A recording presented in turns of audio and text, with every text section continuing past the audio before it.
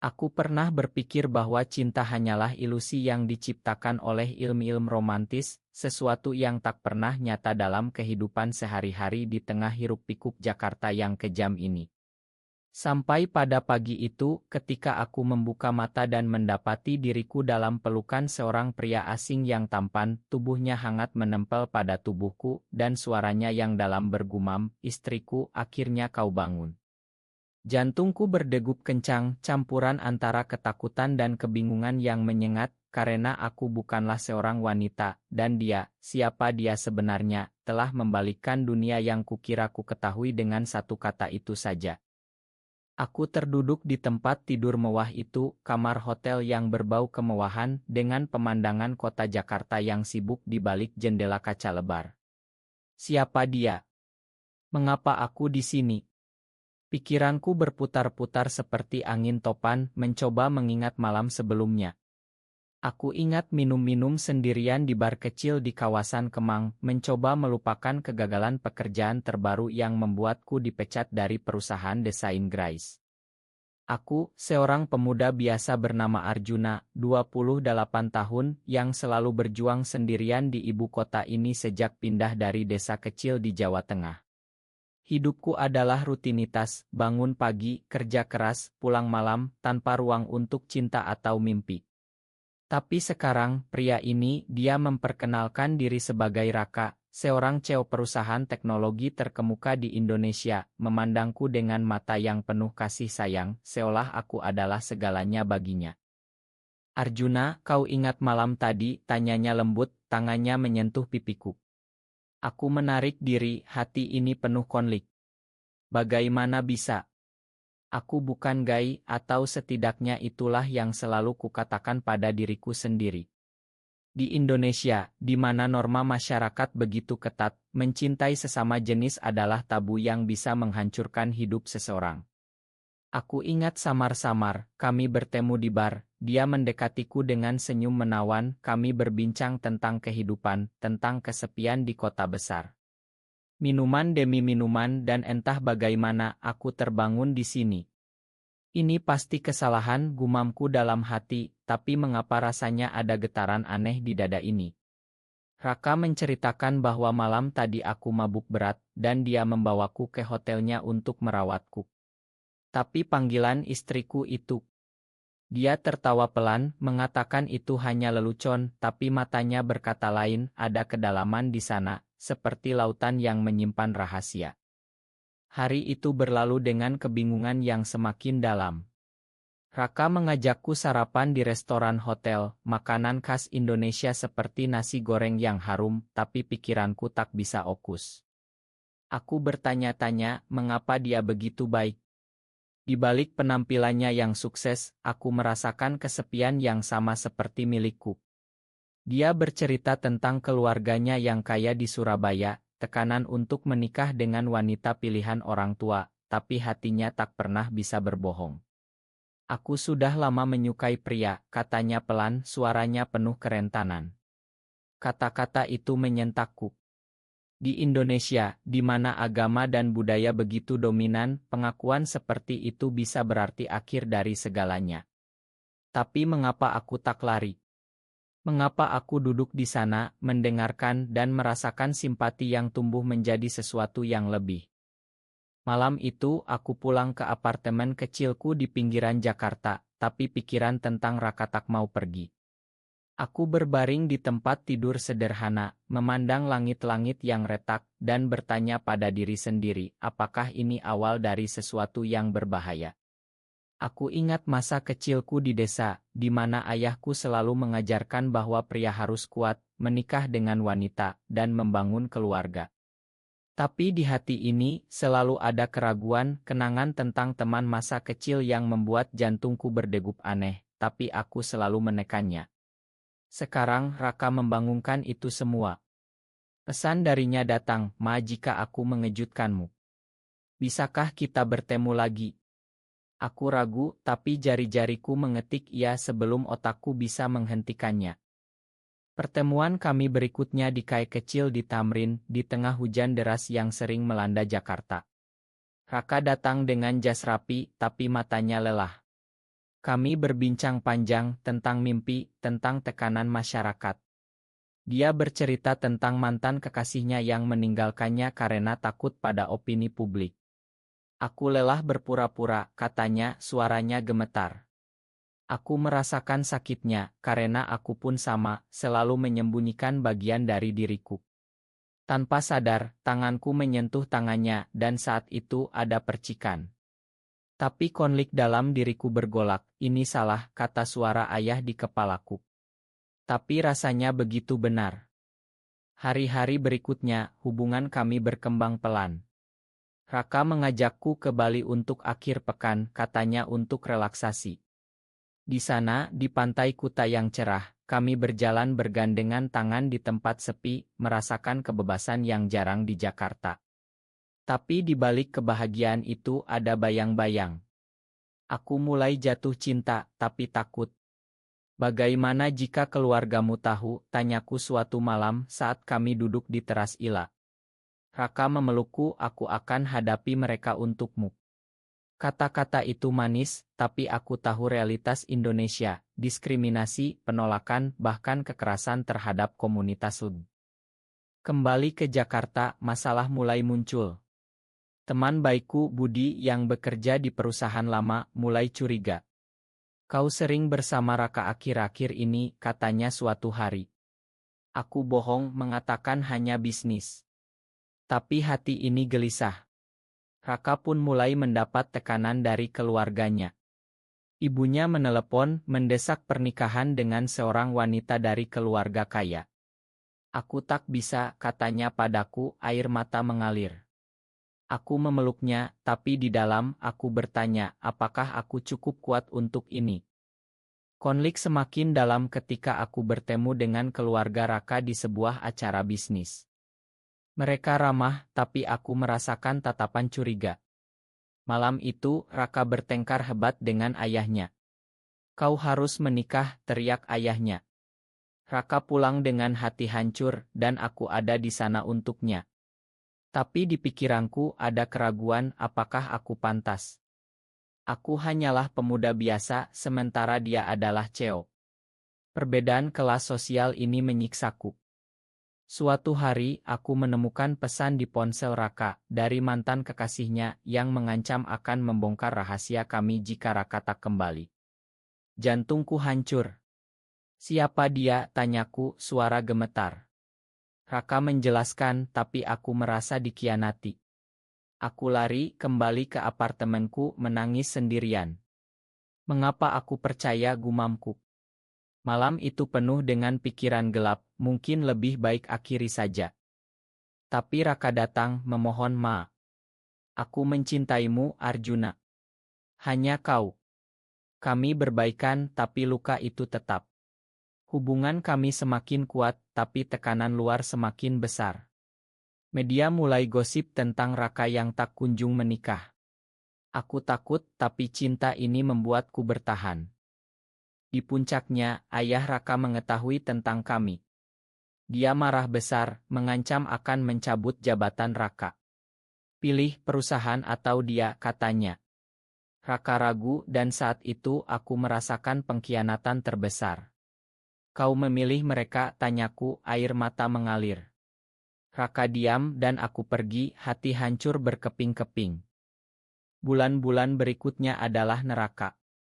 Aku pindah ke Bandung mencoba melupakan. Tapi setiap malam aku memimpikannya.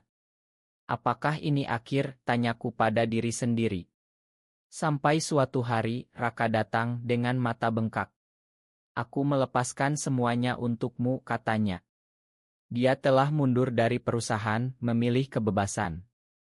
Kami memeluk, dan di saat itu aku tahu, cinta kami adalah perjuangan tapi juga harapan.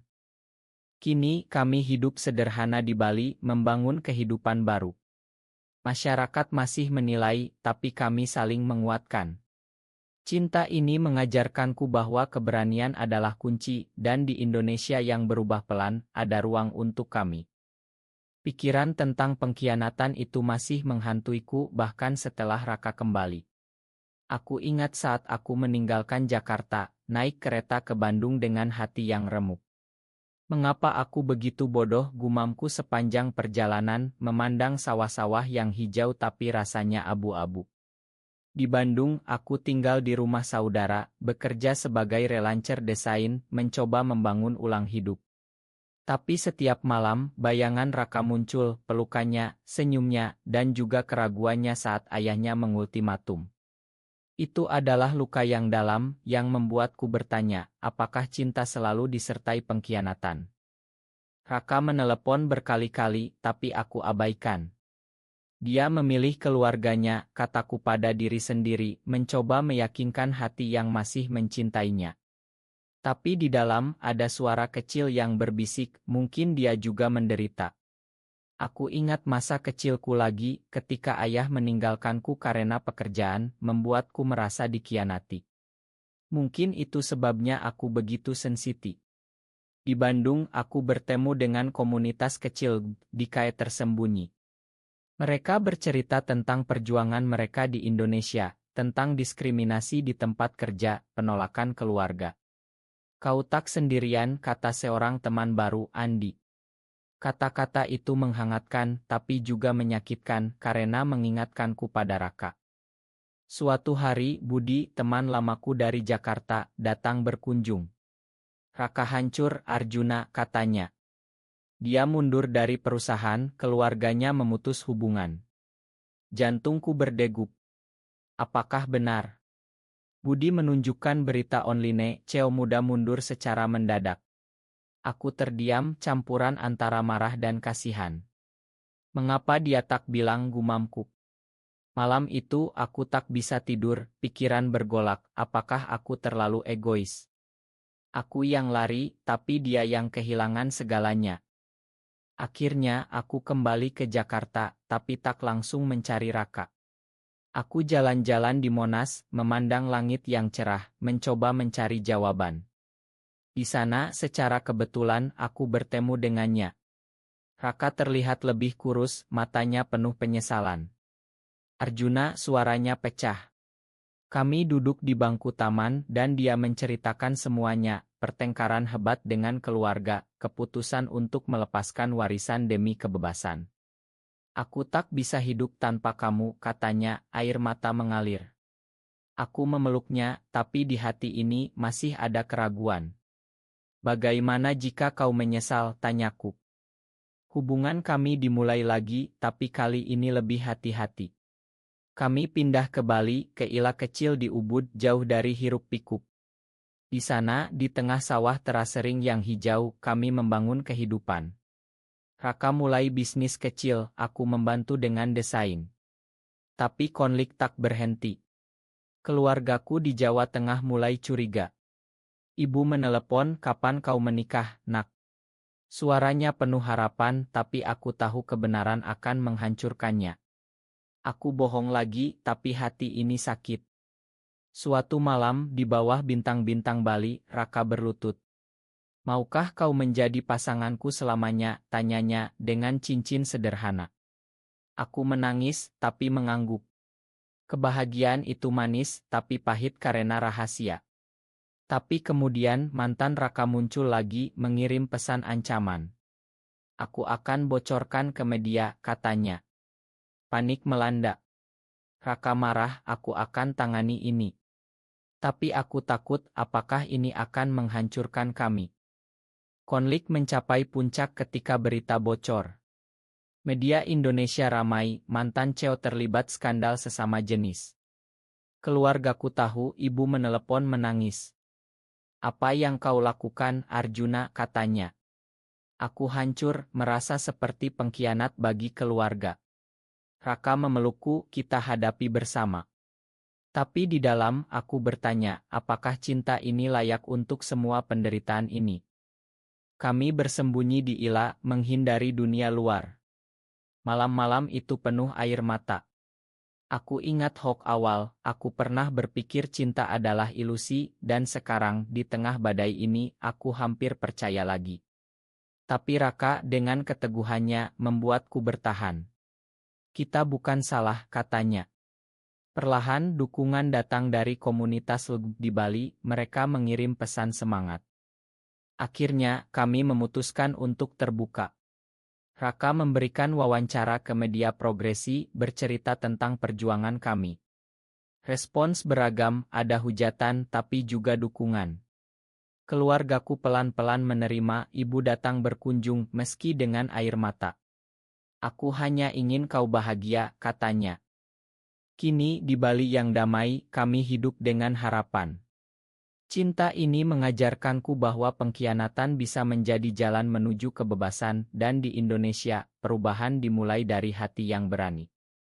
Rasa sakit dari pengkhianatan mantan Raka masih membara di dada ini, seperti api yang tak kunjung padam. Aku ingat saat berita itu meledak, ponselku berdering tak henti, teman-teman lama menghujat di media sosial. Bagaimana bisa kau seperti itu, Arjuna, tulis salah satu. Aku duduk di teras Ila di Ubud, memandang hujan tropis yang deras, tapi air mata lebih deras lagi. Mengapa dunia begitu kejam? Di Indonesia, di mana nilai-nilai tradisional begitu kuat, kami seperti musuh bagi banyak orang. Tapi di balik itu ada Raka yang memelukku erat, berbisik, kita kuat bersama.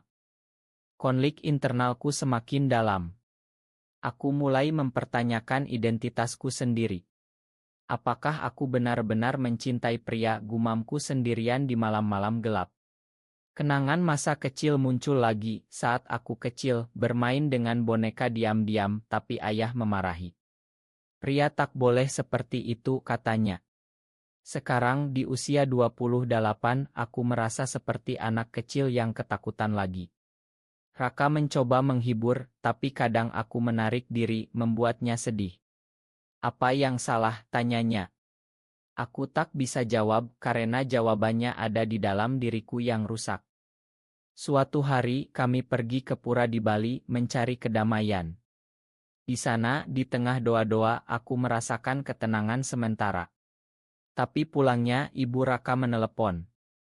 Kembalilah, Raka. Makan kami, katanya.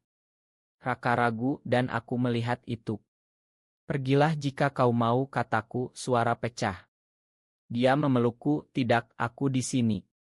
Tapi keraguan itu seperti racun meracuni hubungan kami. Lalu pengkhianatan baru muncul. Budi, temanku yang kukira setia, ternyata yang membocorkan cerita kami ke media. Arjuna. Aku takut kehilangan pekerjaan, katanya saat aku konfrontasi. Jantungku hancur lagi. Kau temanku, teriakku. Raka marah, ingin balas, tapi aku lelah. Biarkan saja, kataku. Malam itu aku menangis di pelukan Raka, bertanya, mengapa orang terdekat yang menyakiti. Hubungan kami diuji lebih keras. Kami mulai bertengkar kecil tentang masa depan. Bagaimana jika kita punya anak, tanyaku suatu hari. Raka diam karena di Indonesia, adopsi untuk pasangan gay hampir mustahil. Konflik itu membuatku gelisah, pikiran tentang putus muncul. Tapi setiap kali ingatan tentang pagi pertama itu kembali, bangun dalam pelukannya, dipanggil istri. Itu adalah awal dan aku tak mau akhir. Di puncak emosi, aku pergi sendirian ke pantai Sanur, duduk di pasir, memandang ombak. Tuhan beri aku jawaban doaku. Saat itu, Raka datang mencari. Jangan tinggalkan aku, katanya, suara gemetar. Kami berbicara panjang, menuangkan semua rasa sakit. Aku takut kehilanganmu, aku akui. Dia mencium keningku, aku juga. Perlahan kami bangun kembali. Kami bergabung dengan komunitas di Bali, membantu orang lain yang mengalami hal sama. Itu memberi tujuan baru. Tapi keluarga Raka datang, ayahnya memohon maaf. Aku salah, katanya. Reni itu emosional, air mata mengalir. Aku melihat harapan di mata Raka. Tapi tak semuanya mulus. Ada ancaman dari kelompok konservatif, pesan kebencian. Kami takut, tapi saling menguatkan. Ini perjuangan kita, kata Raka. Di dalam, aku merasakan pertumbuhan dari pemuda ragu menjadi pria yang berani. Kini, di Ila kami merencanakan masa depan. Cinta ini penuh luka, tapi juga penyembuhan. Di Indonesia yang pelan berubah, kami adalah bagian dari perubahan itu dengan hati yang penuh harapan. Emosi yang membara dari pengkhianatan budi masih menyiksa, seperti duri yang tertancap dalam.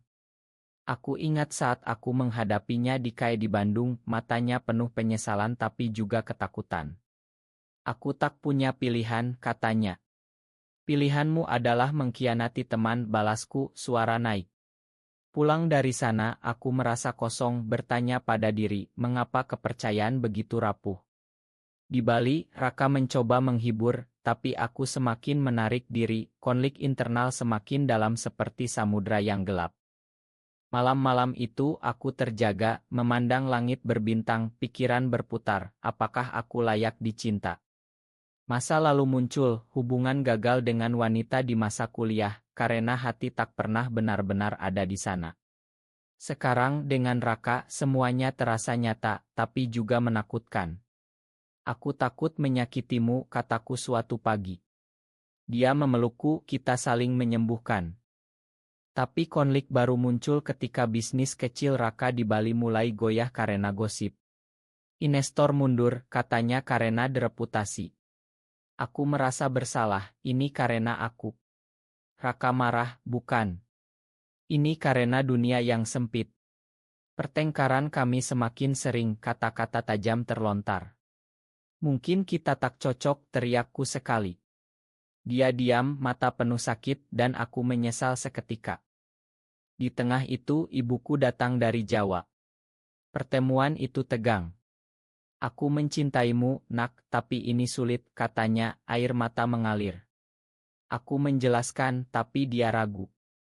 Bagaimana masa depanmu, tanyanya. Pertanyaan itu menyengat, membuatku bertanya sendiri. Malam itu aku menangis sendirian di kamar mandi, merasakan beban dunia di pundak. Puncaknya ketika Raka mendapat tawaran kerja di Singapura, jauh dari Indonesia. Ini kesempatan, katanya.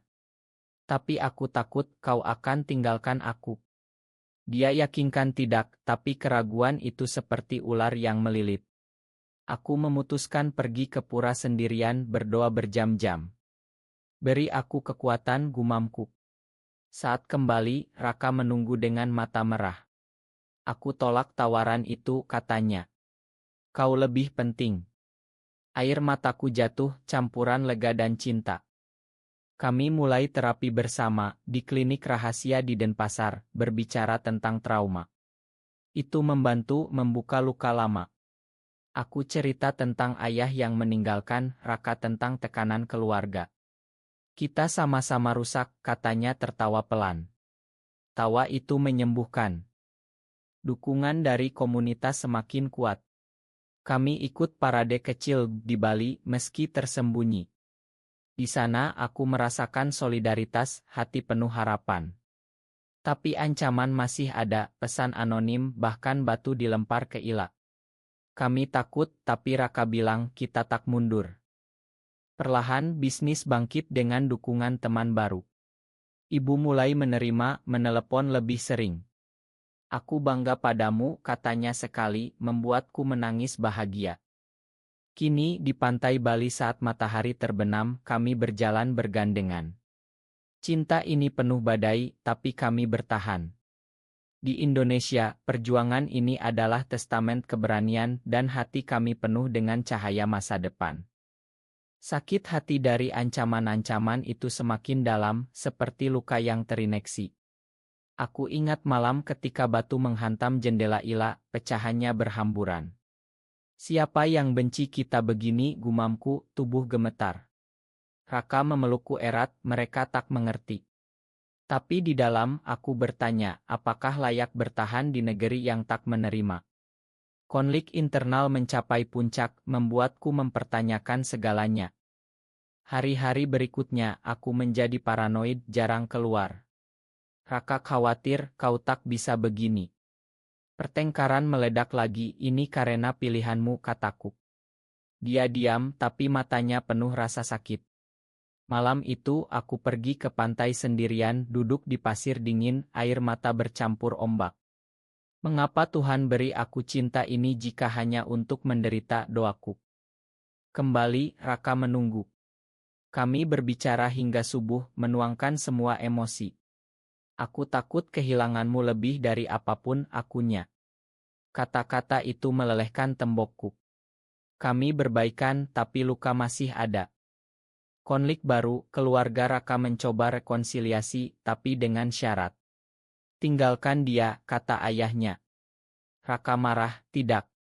Tapi aku melihat keraguan di matanya. Pergilah jika itu membuatmu bahagia, kataku, hati hancur. Dia memelukku, kau adalah kebahagiaanku. Kami memutuskan pindah ke desa kecil di Bali Utara, mencari kedamaian.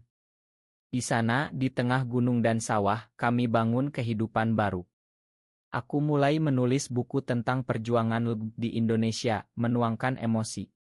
Raka mendukung, ini akan menginspirasi banyak orang. Tapi masa lalu mengejar. Mantan Raka muncul secara isik, memohon kembali. Aku masih mencintaimu, katanya. Aku mendengar, dan jantung hancur. Pilih dia jika kau mau, kataku pada Raka, lari ke hutan. Di sana, sendirian, aku menangis, merasakan pengkhianatan terdalam. Raka mencari, menemukanku basah kuyup. Hanya kau, katanya, berlutut. Kami pulang dan malam itu penuh janji baru. Dukungan tumbuh, komunitas online, bahkan selebriti progresi bicara untuk kami. Ibu datang lagi, kali ini dengan pelukan. Aku belajar menerima, katanya. Kini, di rumah baru, kami merasakan kedamaian. Cinta ini, penuh air mata, adalah yang terkuat. Di Indonesia, kami adalah simbol harapan bagi yang tersembunyi. Emosi puncak dari semua pengkhianatan dan perjuangan membuatku hampir menyerah, tapi itulah yang membuat cinta kami tak tergoyahkan. Aku ingat saat mantan Raka pergi selamanya, setelah Raka tegas menolak. Ini akhirnya, gumamku, lega bercampur lelah. Tapi di dalam, ada kekuatan baru, kami telah melewati neraka bersama. Hari-hari di desa Bali Utara penuh kedamaian, tapi juga refleksi. Aku menulis buku itu selesai, dan diterbitkan secara indie. Respons luar biasa, pesan dari pemuda di seluruh Indonesia. Terima kasih, kalian beri harapan. Itu menyembuhkan luka kami. Konflik terakhir, ayah Raka sakit, memanggilnya pulang. Pergilah, kataku. Di Surabaya, Raka menghadapi keluarga. Aku tetap dengan Arjuna, katanya. Ayahnya diranjang sakit, akhirnya mengangguk. Makan ayah. Reni itu emosional, air mata mengalir. Kembali ke Bali, kami menikah secara simbolis di pura, dengan teman-teman komunitas. Selamanya janji kami. Hidup kami sekarang, bisnis berkembang, ado caci untuk hak dan cinta yang mendalam. Di akhir, aku sadar, dari bangun dalam pelukannya hingga sekarang, ini adalah perjalanan personel. Di Indonesia yang berubah, kami hidup dengan harapan, membuktikan bahwa cinta sejati menang atas segala.